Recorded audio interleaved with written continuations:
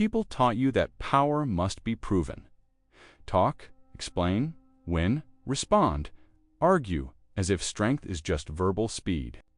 As if respect comes from sharper sentences, louder conviction, better logic. But they didn't teach you this.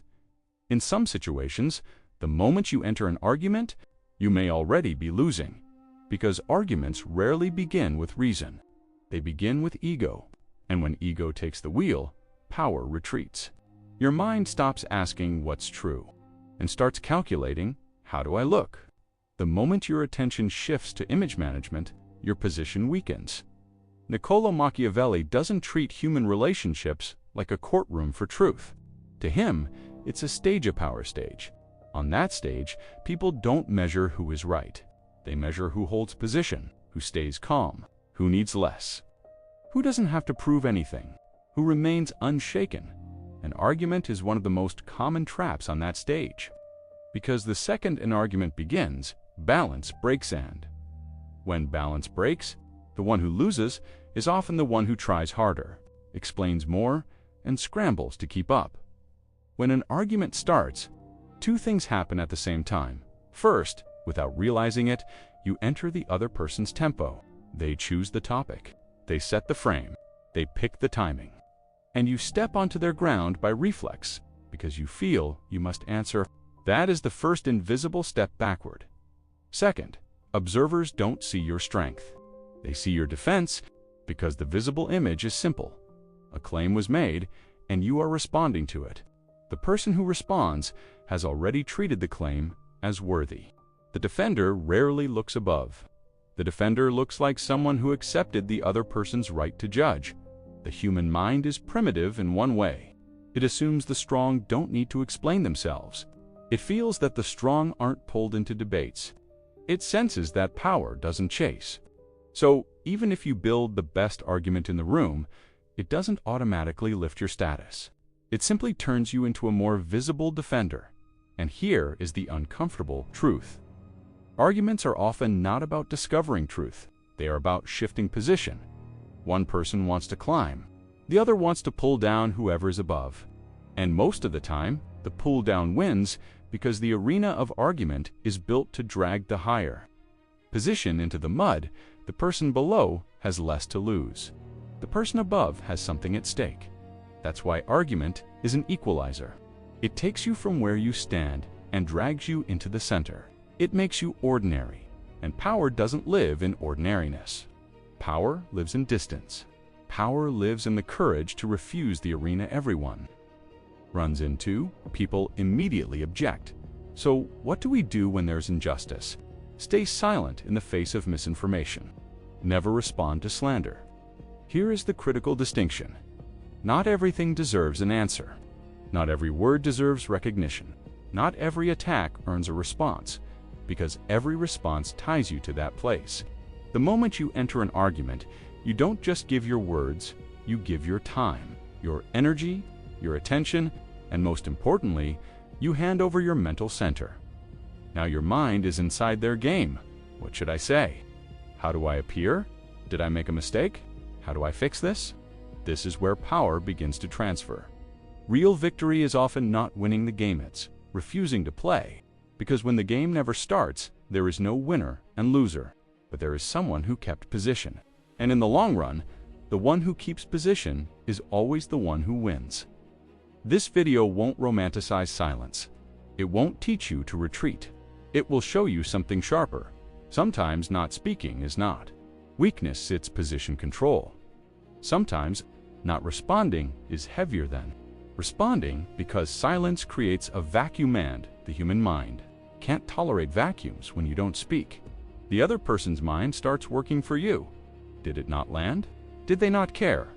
Did they not take me seriously? Do they see themselves above me?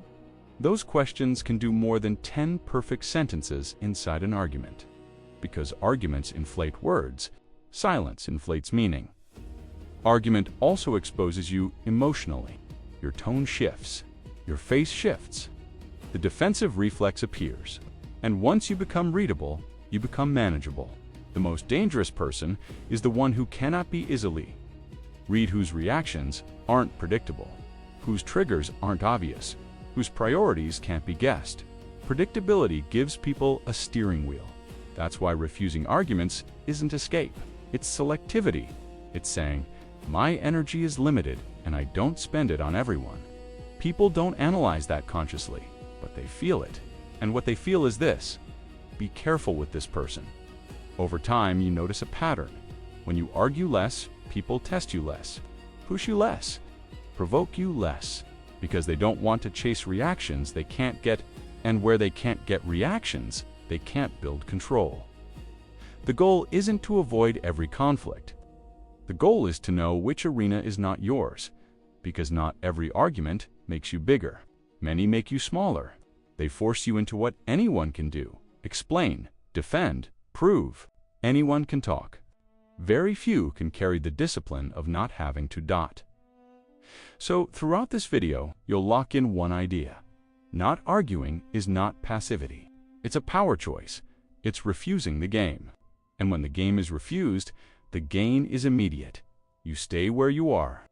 The other person is left in the middle, performing alone. This isn't a communication lesson. It's a reading of power psychology. And once you truly understand it, you'll realize something that changes your life. Many of your necessary arguments never should have begun, because arguments are rarely fought for truth. They're fought for hierarchy. People think they're presenting logic, evidence, reason, but in the heat of conflict, the mind doesn't track truth, it tracks status. Who looks stronger? Who looks shaken? Who is trying harder? Who is explaining more? Who needs this to go their way? And often, the person who talks the most, proves the most, explains the most, ends up lower. Because they broadcast need, and need damages the perception of power. That's why the most strategic move is not staying quiet as an emotion.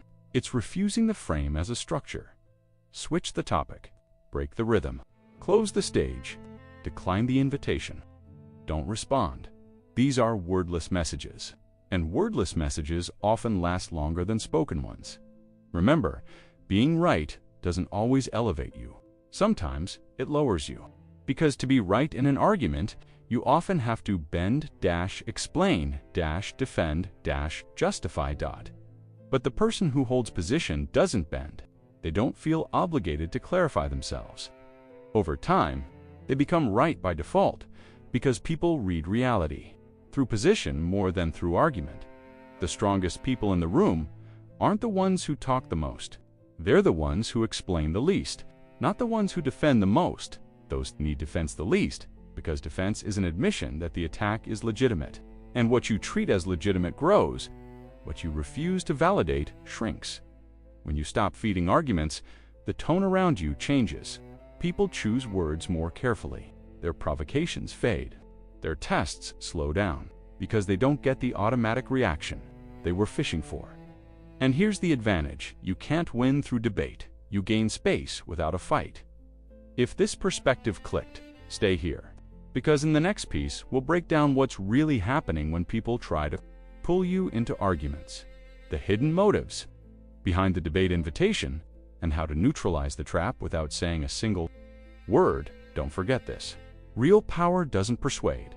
Real power doesn't explain. Real power doesn't argue. Real power holds, positioning people aligned to it without even realizing it. Thanks for listening. If you want to support the channel and keep these velvet strategy breakdowns coming, like the video and subscribe. I'll see you in the next one.